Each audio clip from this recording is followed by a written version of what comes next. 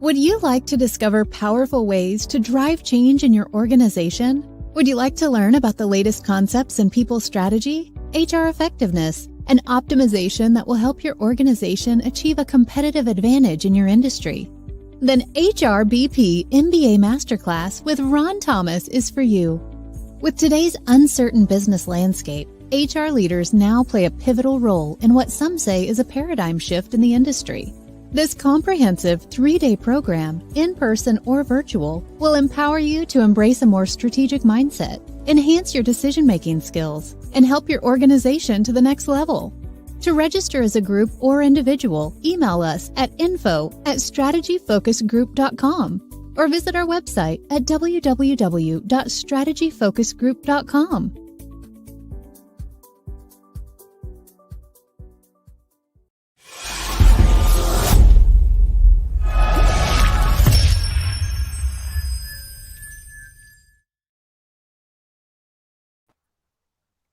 Good morning, good evening, depending upon what part of the world you're in. If it's Friday, it's the CEO series, where we bring together global leaders, innovators, disruptors from across the globe. Our guests today, Heather Keets Wright and Kelly Smith, both former co-workers of mine. They now run the hottest branding agency in the country. So let's all welcome Heather and Kelly. How are you guys? Hi, Ron. How are you? Good to see you. Good afternoon from my side. Good morning from your side. It's good to see you both again during our formative years, as we were saying earlier. So let's get started. Heather, you now run one of the hottest branding agencies in this space. Walk us through your journey as an entrepreneur from corporate to owning your own firm. Well, thank you. First of all, thank you for having us. Thank you for lending your platform to us for this session. We're super excited to be here. And thank you for supporting us over the years. And thank you for saying we're a hot agency. I appreciate that the most, I think. Listen, it's been a career-long journey to get here. I'm a journalist by trade. All I have literally ever wanted to do was be a journalist, be a writer. And I've done that. I'm still doing that in various forms. But I went from, I guess, what maybe I would describe as traditional journalism, print journalism, magazine journalism, to agency world. And it was in that agency experience over about a decade ago that I realized I'd gained enough experience, amassed enough of a network to really go out on my own. And I decided just before 2015 that I would stop building equity in other people and in other people's businesses and start building equity in myself. Wow, that kind of sounds like me, but that's another story. Yeah, so you had a lot of key points there. So at a certain point in time, you said, you know what, I can do this on my own. Yeah. And you were unique because your husband is a documentary filmmaker, and you guys both started this dream together. Yeah, absolutely. We always describe it as a family business. So he's a journalist as well. Graduated from Howard University. I graduated from Syracuse. So we left school doing exactly what we wanted to do. And he was at ESPN for many, many years and realized, kind of the same thing. He fell in love with documentary filmmaking, having made a couple of 30-30s and 30 for 30s. And we realized, you know what, with our talent, we can actually do this right now. And we had people in our networks who would become clients say to us, you know what, if you went out on your own, I would hire you. And it's all I had to hear. I did have to hear it a dozen times, but it's all I had to hear. Wow. 30 for 30. Yeah, I love that. So Kelly, let's walk us through from Money Magazine to Real Simple to Martha Stewart on the 40 Deuce. Yes. 40 seconds for the uninitiated. The trajectory. So what are some key takeaways from your journey? Yeah, well, again, thank you. I echo Heather and thanking you for having us. And it's really funny. Heather and I met before Martha Stewart. So I know our connection for the three of us is our time at Martha Stewart, but we met at our very first jobs at Time Inc. So Heather was at Entertainment Weekly. And like you said, I was at Money Magazine. And that was a big place to navigate. There were not many of us, many Black women, many Black people in that company. And so to find somebody who was starting out at the same time and doing the same things, although at a different company, was actually career changing and life changing, as you can see now, these however many years later. but yeah, so it's really great. We started at Money Magazine, at Time Inc., one of the biggest companies in the business, and went to Martha Stewart. And then after that, touched every kind of publishing. So I feel like I've been on every corner of the publishing industry, on the consumer side, on the trade side, doing content for restaurant trade magazines and business publications, and then getting into content marketing with Pace Communications. So one of the things that Heather and I have always done is hired each other, right? We connected early on and recognized each other's talent. And depending on wherever we were in the world, we had work to give one another, because not only are we friends, but we know each other's talent. So we've always hired each other along the way. And I think that has been critical to where we've ended up and why we're working together today. So it's been a great journey. I love it. And what I have learned along the way is that we really are able to do this anywhere and for anybody. And I think I've picked up something along the way at every one of those roles that just carries over into the next one. And I love that about this. And that's why I said the hottest branding agency in the US. This is why I said it. Oh, you bring it to the table. So, when you look back on your career, you have a job here, you have a job here, you have a job here. The way I've always looked at that, it kind of brings everything together. So if you package all that knowledge, you can take it to whatever level, whether it's with another job with titles or in your own kind of branding agency. Was that kind of the thought behind that? Like, I've done enough of this, let me try this new thing. Yeah, I think absolutely that's exactly what it is. We're very fortunate to have built upon the work that we do at every step. And I know a lot of people can't say that. I've never experienced a career change.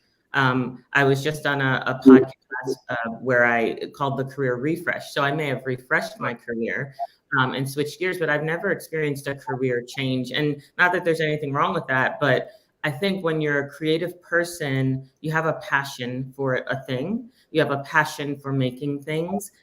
That has been my career. That's what I do for a living. I make things. It's sometimes different things. It used to be print magazines, and now it's integrated marketing campaigns for our clients.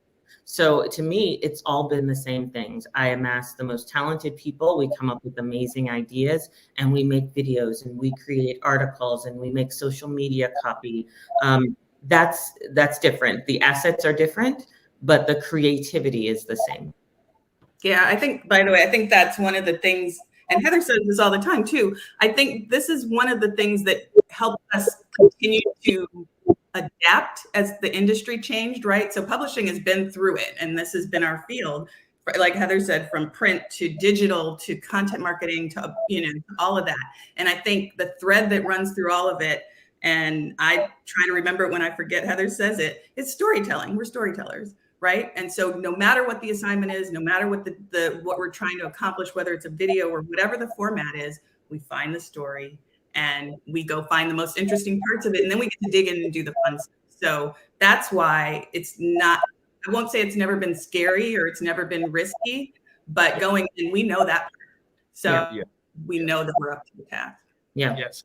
So we always run into those scary moments. You said it could be scary, like what's next. But I think when I think of magazines and having all of us, we're in the magazine business, when we were at Martha Stewart. And Martha, if you're watching, we were just talking about what a great place it was to work there.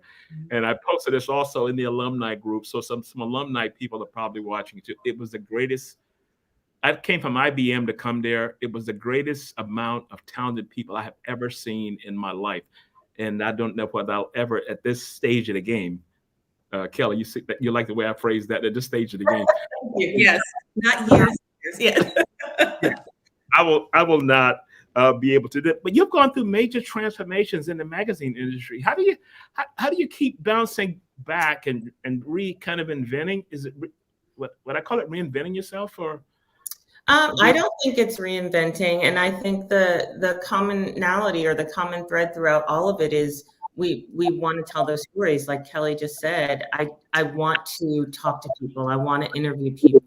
I want other people to hear their stories. And we're working on some projects now that I'm so passionate about, and I'm chomping at the bit to get out there to the world.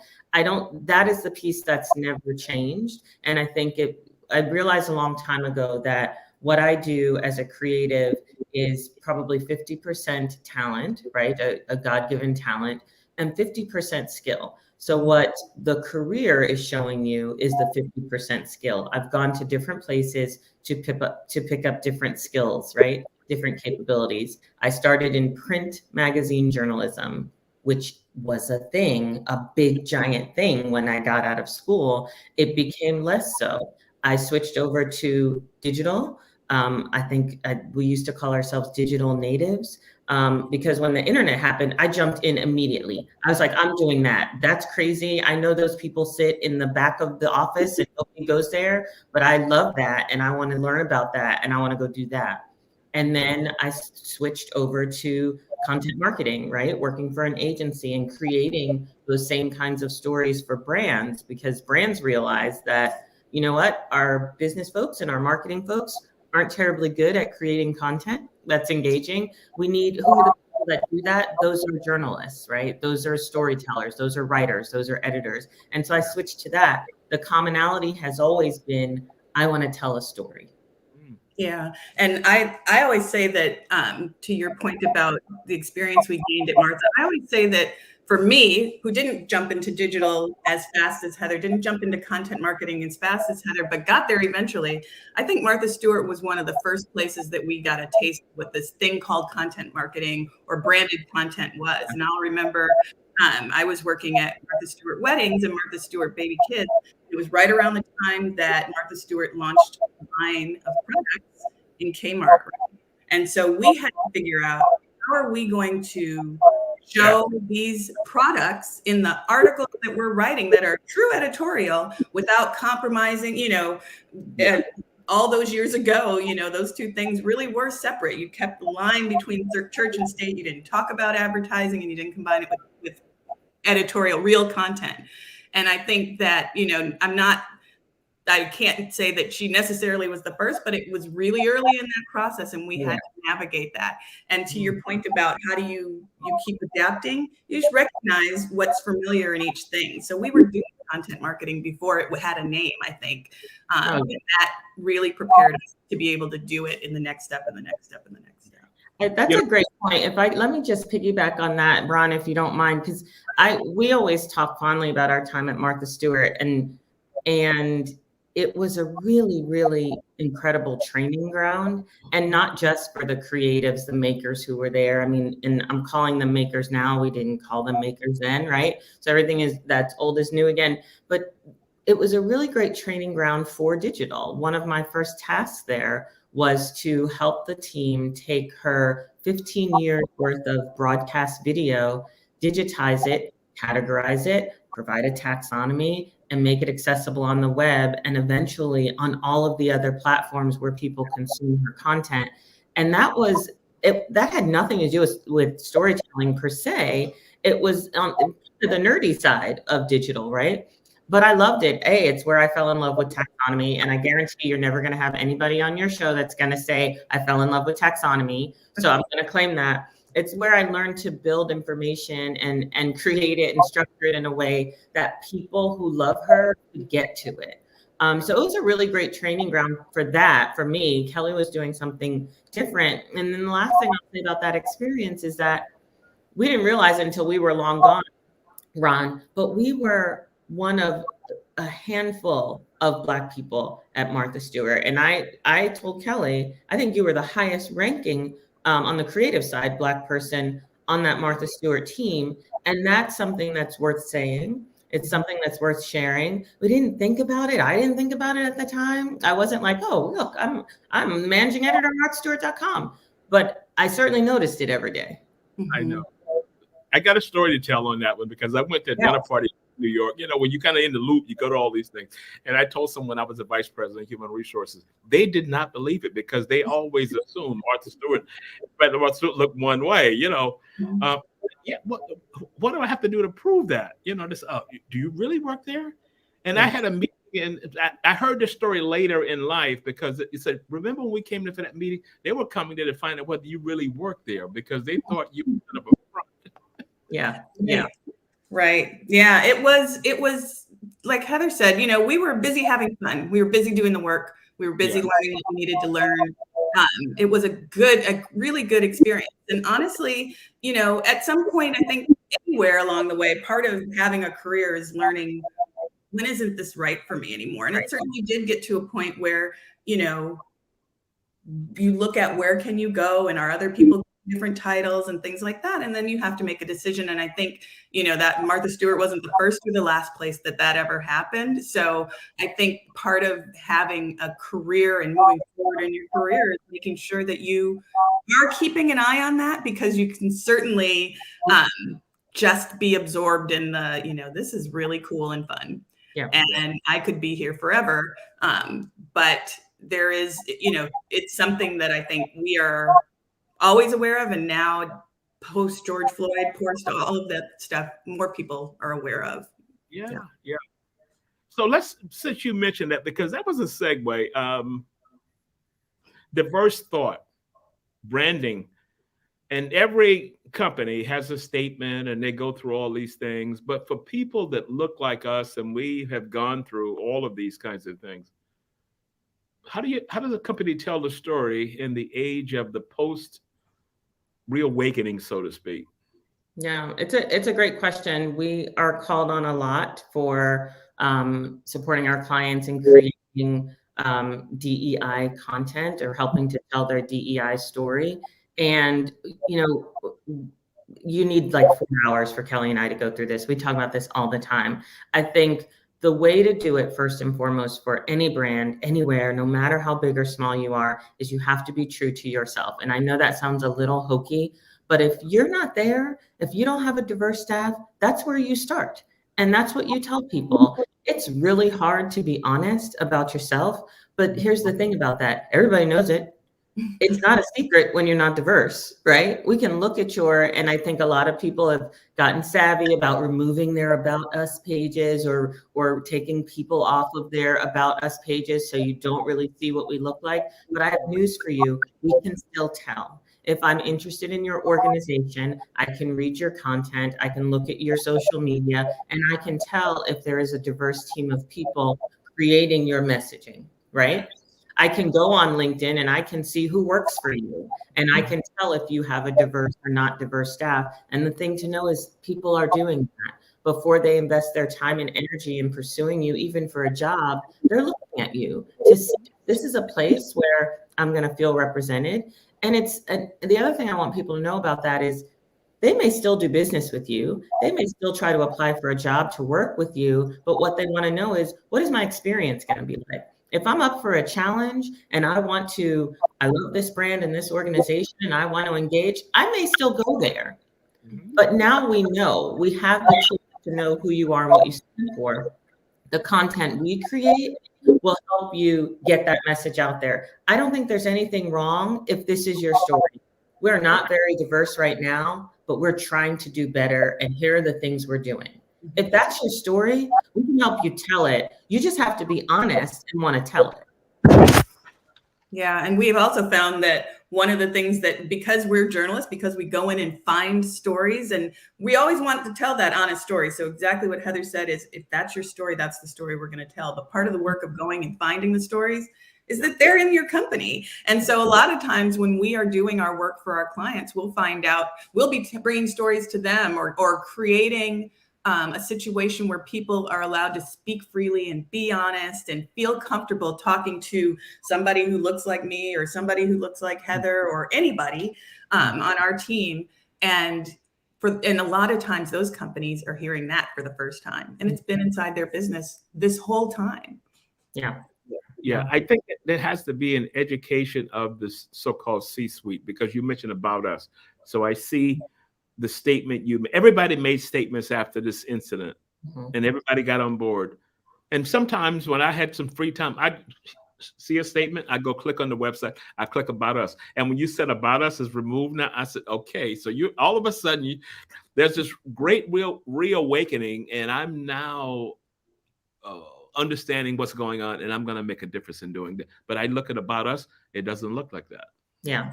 Yeah. And those statements are interesting. Kelly, I'll let you share this because we just, for a client in financial services, we just did an exercise where we took a look at some of those statements. And I kid you not, some of them are exactly the same, almost word for word.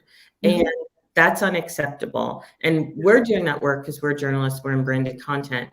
But regular people are seeing that too. If you think they're not onto you, and if you haven't refreshed your statements since George Floyd was murdered in 2020, it's time to do that.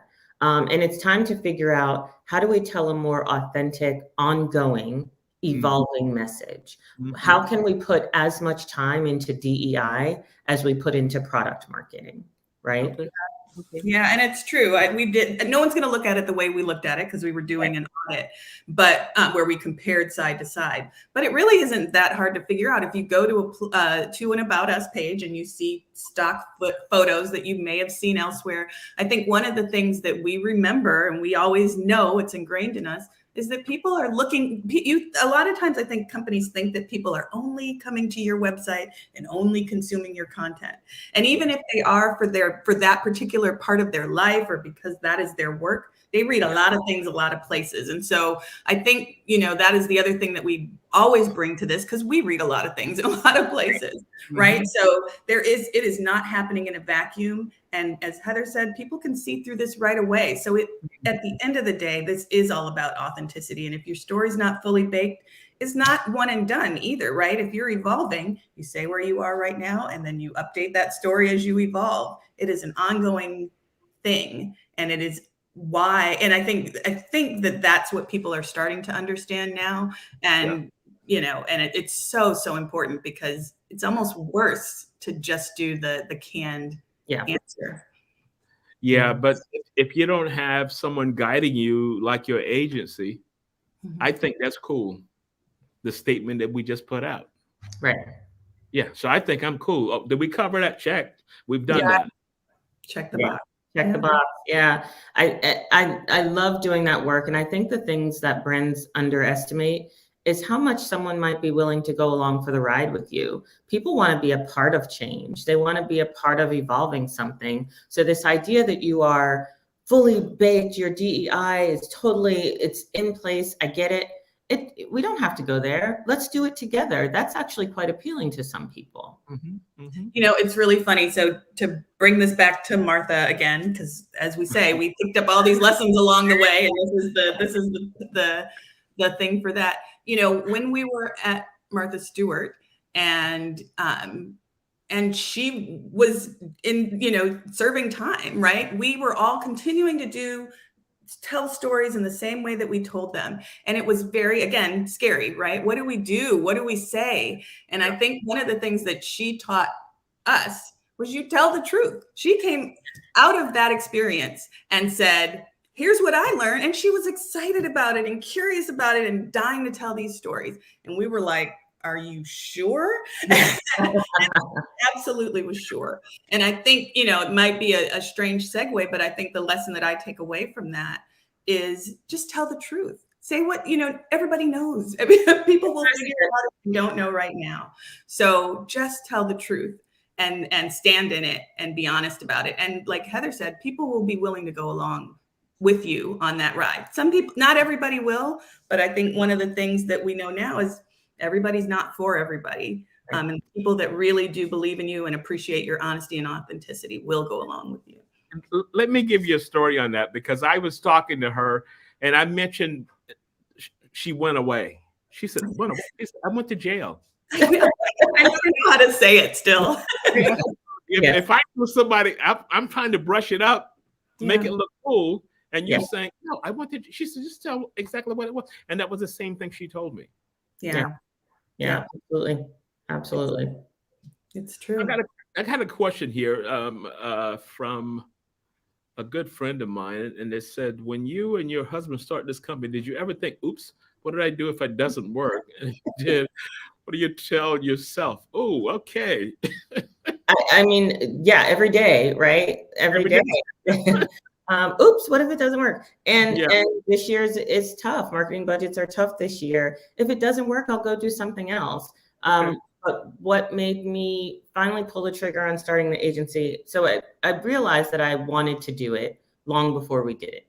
Okay. And what made me finally pull the trigger on it is I was more afraid of getting to the end of my career, never having done it, than actually starting the business, right? I could not have lived with myself if I thought, God, I really always wanted to start an agency and I just never did. I even saying that gives me like the willies. I don't like it. I don't like to live like that. I don't want to have any regret that big in my life. And I knew I could do it. I knew I could at least try it. I had people in my corner, my husband and Kelly among them. And with the two of them, literally all I needed. That's all I needed. I don't care what the business is. I could be selling, ice cream on the street. I would call Kelly and be like, we're going to sell some ice cream on the street. And she would be like, girl, yes. How do we let's do it.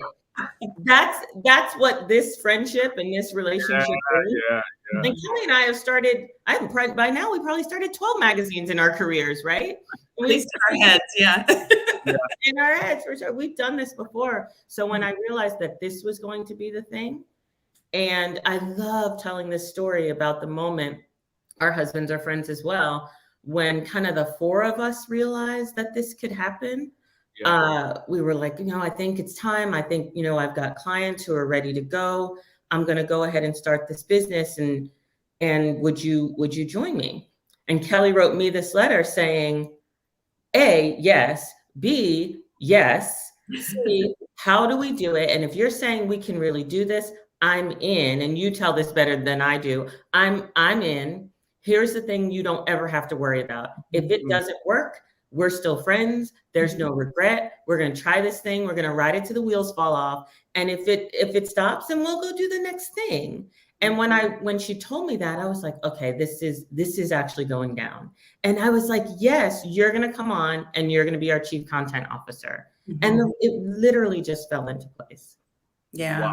Wow. Yeah, we're fortunate. I mean, I think that is all true, but it's because of who Heather is, who Mark is, these are talented people. We're not doing this just because we're friends, right? These are the best in the business. And so I'm really lucky that I happen to have connected with people like this, with someone like Heather early in my career, so that we were able to become friends. But this is about talent. It's about skill. It's about putting in the work. I am learning so much from this experience, but also the fact that Heather is a great person, a great business person. She's put in the work to understand that. And that piece of it is the part that really makes this work, because it's not like any of us can just be out here starting agencies. We really cannot. You have to understand there's a real impact around this.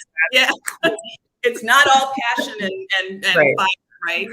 It is some real knowledge and time and work. And I see her applying for certifications and taking courses and things like that. So it was an easy yes because of those things as well. But as she said, I think it's the same conversation as, or maybe different, but from a friend point of view, absolutely. You have to sit down and have that really serious conversation. You can have it over wine, or you can have the wine afterwards. Well, the wine helps. It always helps. It helps the storytelling. You know what I mean? Yeah. It always helps. That's for sure. So we got another question. Easy yes. Question says, how do you prioritize your North Star when evaluating the work project as they present themselves? Yeah, that's a great question. It's something that we have a woman on our team, Jessica Tribbett, and she's our client experience lead. And this is her constant reminder to us.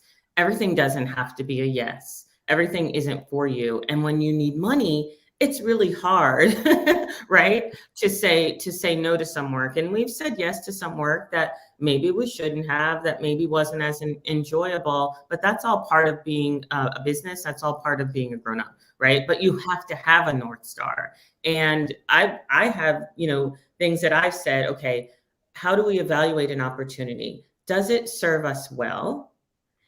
Does it conflict with our values, right? We are here to tell untold stories about Black people, to support Black culture, to build Black economy. That's why we exist. If we can't do that with our work, if an assignment isn't contributing to that positively in some way, then it is not for us. It's not for us.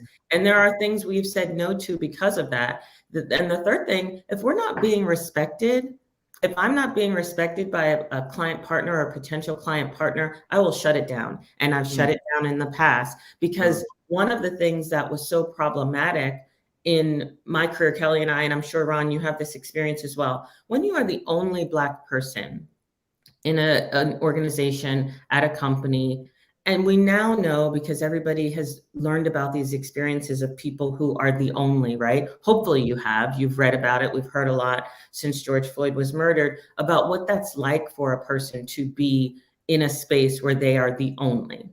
And I'm here to tell you, I have spent most of my career in that position. I could go the only Black person, the only Black woman. I could go weeks, and I promise you weeks, without having a meeting with another person of color. And when you're in that position, you have to have the mental strength to say, I'm not the problem here. This is the problem here.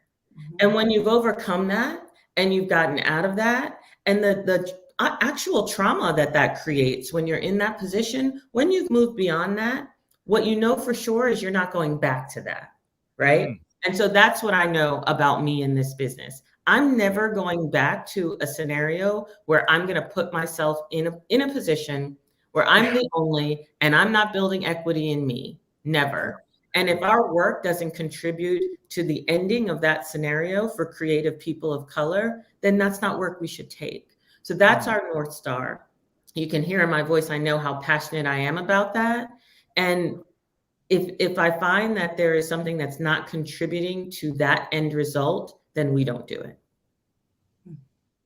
Ooh, you took me back a ways. You gave me flashbacks, as you were telling that story. So I see what you're saying about storytelling, because you nail that. I mean, you nailed that, because every person of color has gone through that, being the one. And like I said, people would come there to say, I want to take a meeting. They just came there to see whether I was really, or whether I was a fraud, because you know you don't live there. Yeah. And Kelly and I have had that similar experience. I mean, managing editor of MarthaStewart.com, Kelly, executive, I can't remember your title, executive editor. People look at you like, sure. Yeah, sure. Yeah, I'm sure of it. Right. It took a while. And it's not the only place that I've worked where I've had people say that to me. Right. I can't tell you the number of times I've walked into a meeting as the SVP executive creative director of an agency where people do a double take. I can see you doing a double take. I can see you looking at Heather. The senses are on all the time. Well, the fun part is that her name is Heather and my name is Kelly Killian. So it's like, wait a minute, I'm sorry. That is the best part, I must say. Something's missing there. Black Heathers, Yeah. I think the other part of that too is, in my experience, one of the ways that is absolutely true. It started, I grew up in Minnesota. So I was the only Black kid in my class and in my school and in my town and in my everything. And so it's a relief actually to get to this point and not always have to be dealing with that. Still dealing with it a lot because it just is the way of it. But it showed up a lot for me too in the way that, I always heard people say, well, just this one more thing. If you could just do this one more thing, we know you're ready. We know you're ready for the next step, for the promotion, whatever. When you do this one more thing, then, it's almost like the proving that you're real, right? And it's like, what? Wait a minute. As you watch people who are on your same level get promoted, get moved ahead, get that project. It's like, why do I have to do the one more thing? And it is this constant, proving of yourself. So to be at a place now, as Heather said, where you get to walk away if it is not the right, it's scary, but what we know at this point is it's the right thing to do for us. Yeah. And for the business. So I've got to have a glass of wine after this conversation. Now you know why we drink the wine. This is why we drink the wine. One side to the, you guys are just nailing it on all the thoughts. I'm on a flight and I'm thinking about things. I'm thinking about careers and all these kind of things. And all these times you were up for a role and just did not quite make it. And you go and you do something else, but what you really wanted was there. And all of these kind of things just, I got to have the wine. After that's for sure. So let's talk about, because sometimes buzzwords just get into the lexicon, and everybody's using storytelling and all these kinds of things. So you folks have told so many stories. You connected starting point to here, and you told a story, and it wasn't just kind of concocted or whatever it was. What is storytelling for the uninitiated or people that are not in marketing or may not be in business? What is storytelling? That's another good one. And as much as I love the word storytelling, I do sometimes hate using it. Sometimes the marketing industry has a way of grabbing onto a word and then just diluting the heck out of it. Storytelling these days, as it's used, is when a brand uses its authentic stories about its people, its customers, and its products to help sell those products, right? Mm-hmm. So what happened with the internet, when the internet happened, we suddenly had different ways of consuming content. So it wasn't just print or broadcast. It was all of these other ways. And when you think about it today, think of all the social media channels, all of the out-of-home advertising that you experience in a day, all of the messaging that you're bombarded with. People are constantly hit with messaging, so much so that we tune it out, right? We just don't even see it. So brands are really challenged to get their messaging across. And there's two things that have happened.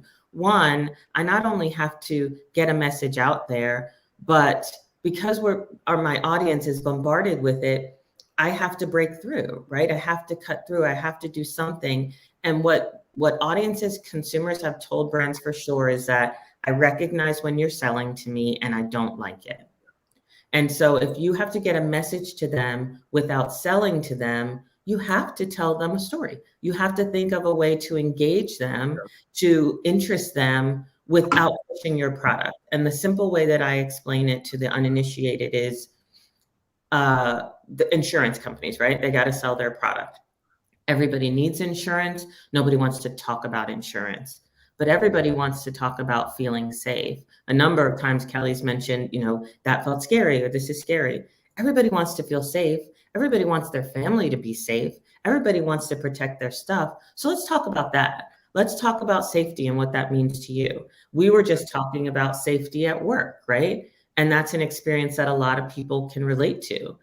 So I want to talk about safety. I'm going to eventually get to your product, to your widget, and I'll eventually talk to people about that and we can sell it. But first, I'm going to have a conversation about safety. And that's how we're going to approach this insurance thing. So it's kind of a roundabout way. Business people get a little bit nervous about it because they're like, well, why are you taking them out of the sales cycle? There's a user journey and blah, blah, blah. Well, people will abandon you during that user journey. They will abandon you, abandon that cart. We've all done it. Think I'm going to buy this. Oh, no, I'm not. I've been distracted. There's something shiny over there.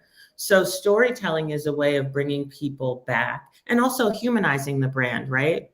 That's the other thing that consumers have told us over the past couple of decades, that I don't want to deal with big, giant, cold, unfriendly companies. I don't want that.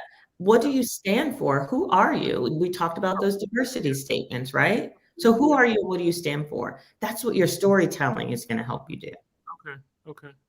Yeah, and those walls are coming down even more nowadays. You talk about how the industry that we're in and all of these industries that we touch are evolving. And now we just said it to each other. These days, every person is a brand. And the expectation is that brands are more human, right? And so the we were talking about how the fact that B2B really is evolving to human. We've known this for a long time, but I think as we talk about storytelling, that is the point. People want to know that there's a real person behind that, or real people, and what are they about? Yeah, I had someone not debated me, but they said that they don't see, that's a business term. I'm not a brand. I said, you know what? When you walk into a room, they look at you and said, get the job done, doesn't get the job done. Slacker, superstar. It's already there. It's already there. So you're going to be, you're already branded, whether you want to be or not. You may not call it that. Yeah, absolutely. They're labeling you. And, you know, I know a lot of people sort of reject that. I'm not a brand, I'm a person. But if you're engaging on social media, everything you put out there helps shape who you are. It helps shape your persona. And we're also very, very conscious of that. We're all very critical of what we put out there on social media. And it's not just about how do I look, but it's how do I sound? What do I want to be associated with, right? Sometimes, as we know, we think about it too much. But I think it's kind of, the train's already left the station on whether or not you are a brand or a persona. That you are. What you do with that is up to you. But that's just the world we live in now. Kelly, your thoughts? Yeah, no, I was actually thinking back about something else Heather said too about the insurance example. I think this goes back. So we've always been storytellers, and there are always stories to tell.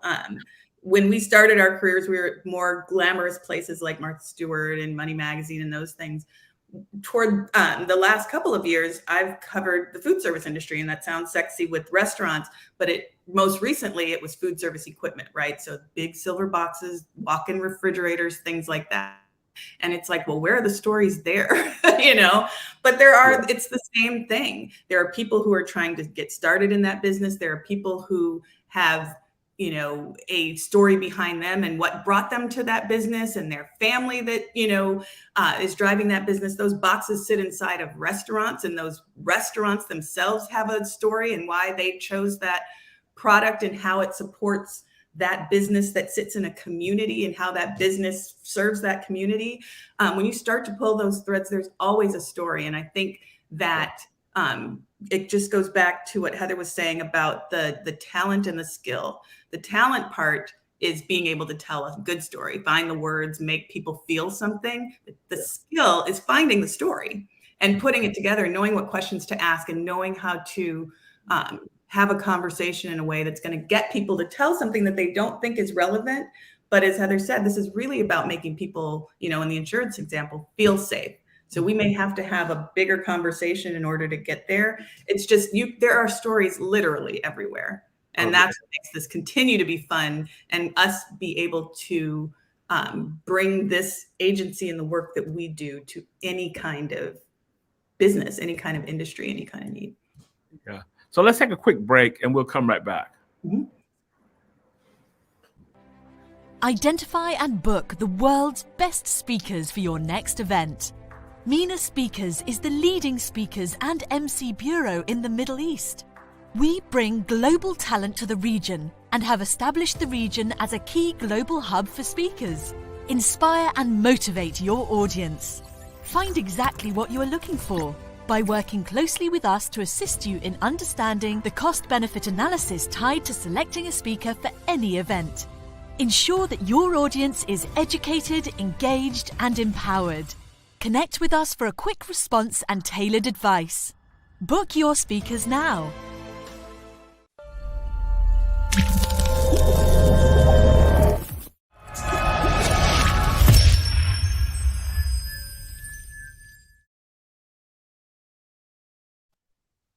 This conversation is so interesting. This could go on and on, but I know we're coming up on time. I asked for an hour of your time. So I like to always begin the process of ending it. But one of the things I want to say is that when I asked you the question about storytelling, I remember sitting at my grandmother's house in the South. As I said, I told you I was from South Carolina, and she would tell these stories. And she didn't know what the word storytelling was about. I mean, she had no education, but she would tell these stories, and it would just spellbind you sitting there listening to this. And I've found that through my speaking opportunities, I tend to tell stories. I don't really I'm not going to talk you through bullet points. I'll just tell you a story about what this means and why you should do what you need to do as a result of that. So thank you for bringing clarity from a professional side to that. So my question is, and I'm going to ask both of you the same question. Tell us about an essential influence that has shaped who you become as a leader today. Heather, I'll go with you first. Oh my gosh, there's so many. So obviously I have to start with family influences, right? My family never told me that there was a thing that I couldn't do, which is, I think, is the key differentiator for a lot of people. My grandmother, especially, Kelly and I have talked about her a lot. We've come up with ideas and ways to honor that spirit of saying to children, whatever it is out there that you can dream of, you can do that. Who says that you can't? Not taking limitations off of you. We called her Eni, and she absolutely, when she's the reason I fell in love with magazines, and she is the one who made me believe that whoever those people are that put magazines together that you love, you can do that. You can be those people. So I think that is obviously one of the bigger influences, but career-wise, there've been so many people. We talked about Time Inc. Mark Golan, literally, he ran Time Inc. Interactive Digital at the time, literally was the person who taught me how to build and create websites. I would not have known how to do that if I'd not met him. Jody Jones, she was critical. We talk about Martha Stewart a lot today. She was the editorial director of the .com. She hired me and also told me, I need someone to run it, and you can do that, without having, known me until that interview. That was amazing.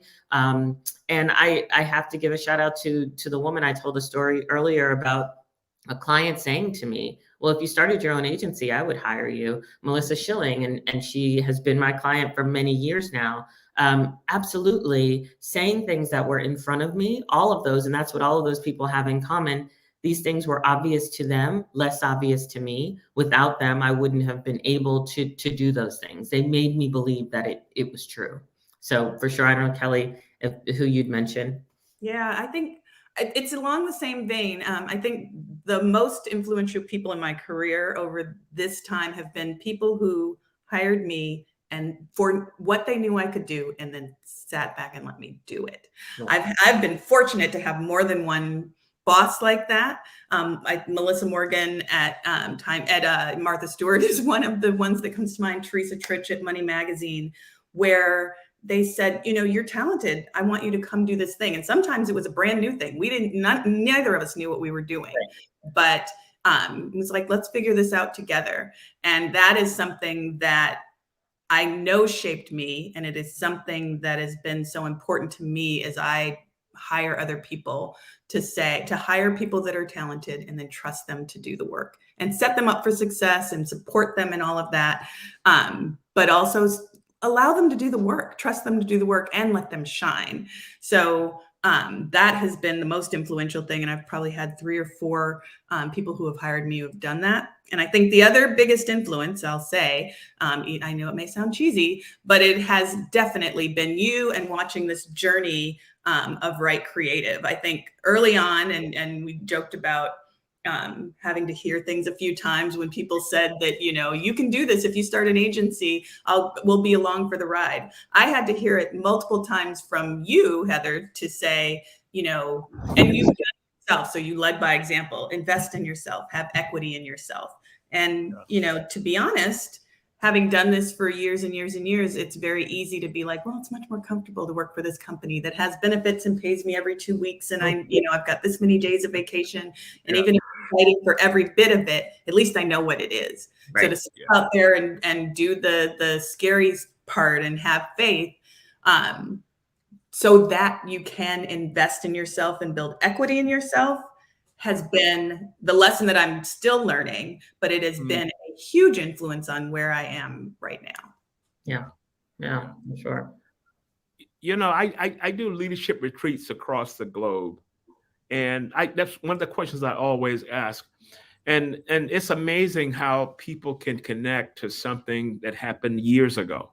Mm-hmm. It could be a grandmother, it could be a manager, it could be something that your child said that brings you to reality. And each one of your examples kind of takes us to that. Yeah. Because we have these influences in life and we never really think about it. And then all of a sudden something happens and you go back to an anchor at Yeah. the city. You know, the stories my father would tell me. My father owned a taxi company. Not educated, quit school in the 8th grade, but was very successful. And I could not wait till he got home to tell me about the stories. And I got a degree in business. I learned more about business from him than I did in all these schools I've gone to. Right. Yeah. Right. It's absolutely true. Absolutely. Yeah, it's a common thread. That's what's so funny when we always talk to each other because we're friends and we're colleagues. You know, we talk to each other about these stories and we have similar stories. Heather mentioned her grandmother, you know, saying you can do anything. You can literally, and Ron, I would imagine you have the same thing. My mother does the same thing. You can do anything. And I remember being in college being like, no, but I can't do it. Seriously, I failed that class. That one I failed. Right. You can do it. You can do anything. And I love that. I mean, and honestly, Black people, we've had to do that for our children because the world's going to tell you you can't. As soon as you step outside these walls, the world's going to tell you something different. Yeah. And so inside these walls, there's one thing I need you to know. You can do all the things. And it works.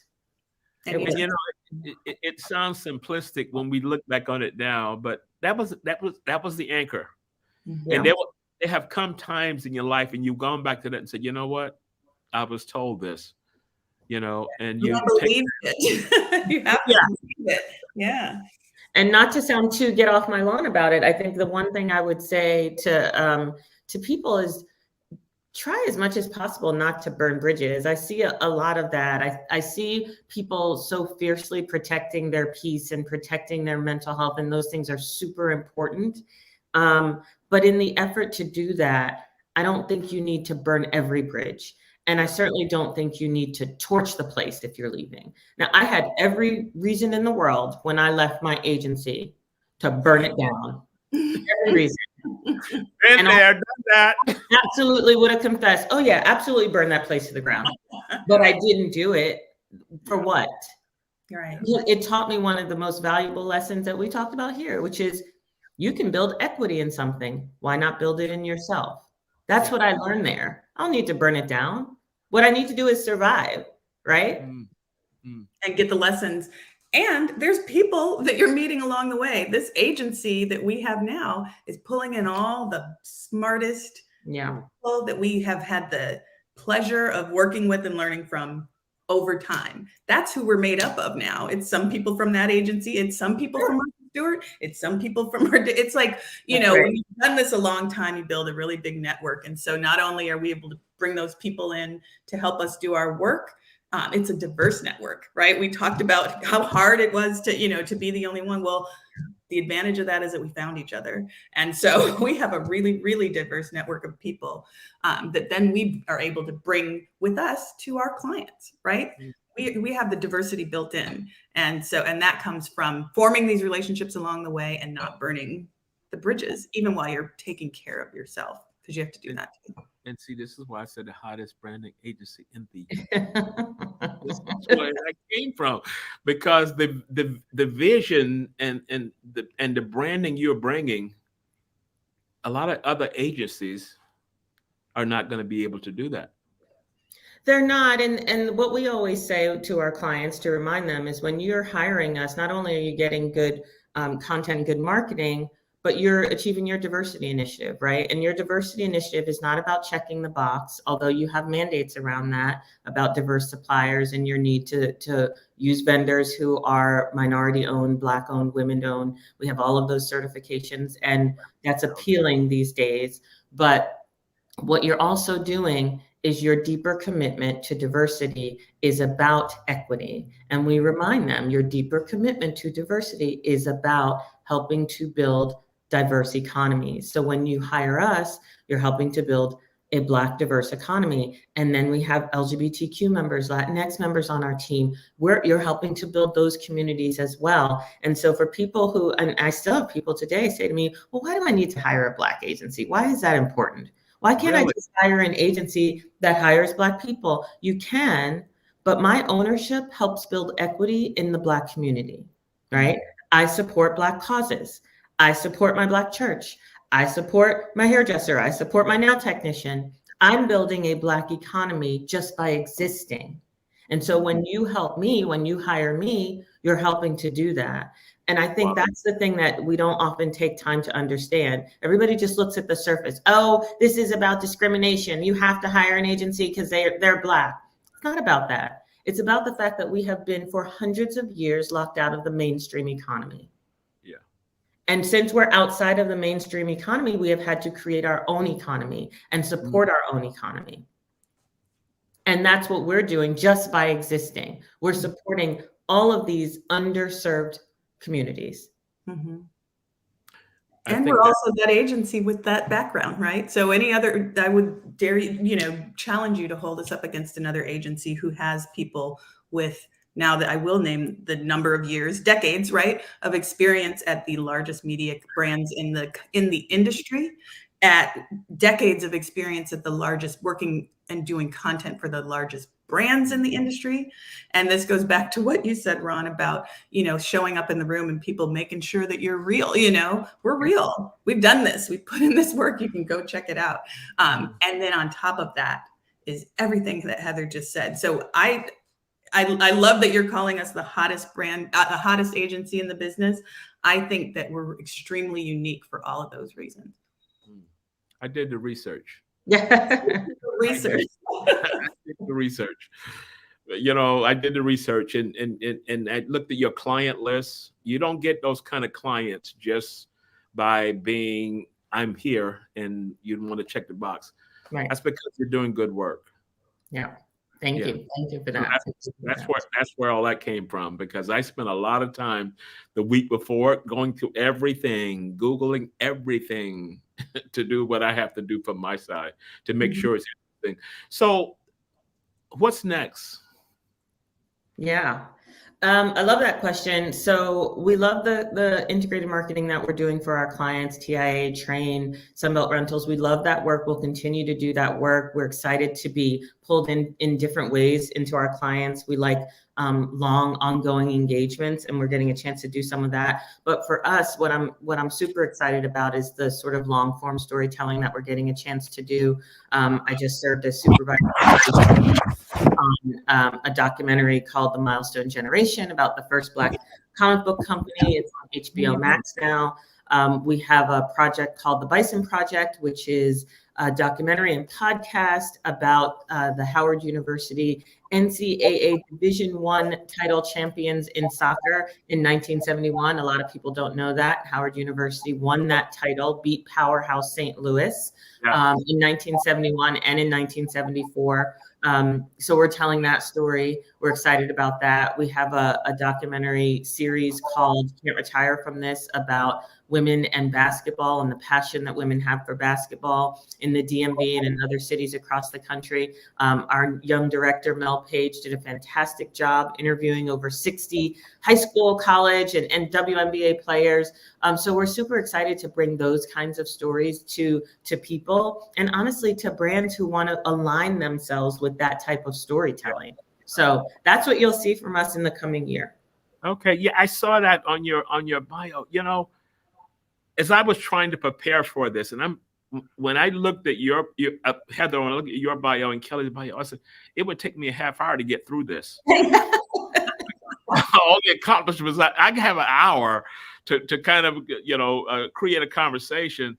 But I saw that about the project, with HBO Max, and I mean that's huge because that expands it into a totally different new era. Yeah. From what you're doing now.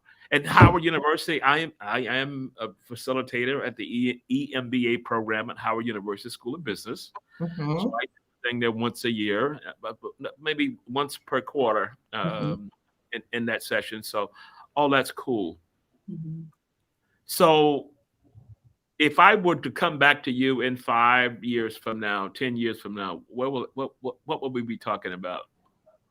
Oh, you'll probably be asking us how our trip to the Cannes Awards were, the Cannes Lion Awards were, and how it felt winning an award, such a prestigious award as a small upstart agency.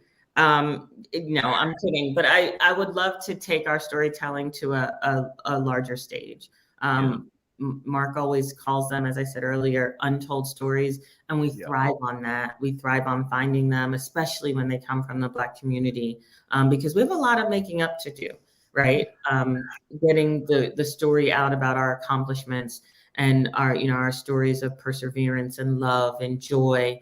And I feel like really the country and the world needs to be reintroduced to Black people, because we haven't been able to tell our own stories for so long. And there are millions upon millions of them to be told, and we're just chipping away at them. And I think I also get excited about brands partnering with us in that, because I think business has an obligation to help us get some of those stories told. So 5 years from now, I think we'll be talking about great storytelling that we're doing with some of the largest, most wonderful brands in the world. Wow. Kelly.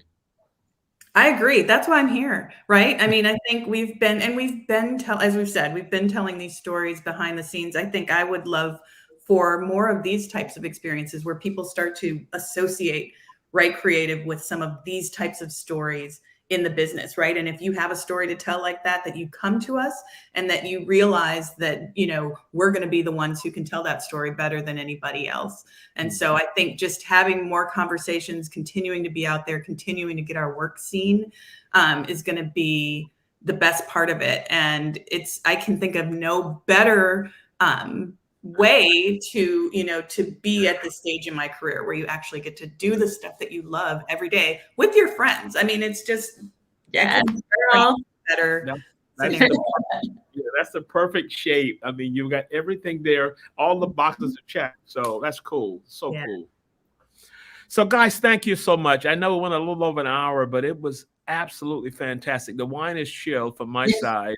And I gotta have 2 glasses because your day is just starting. My day is ending. It's here in Dubai, but thank you so much. And I'm going to be in touch next time I come down that way. Before I go to my big city, I'm going to give it out and come over, and we'll all go out and have dinner. I would love it. I would love it. Thank you, Ron. Yeah. Okay, cool. Thank you so much. We're going to close out now. Thank you. All right.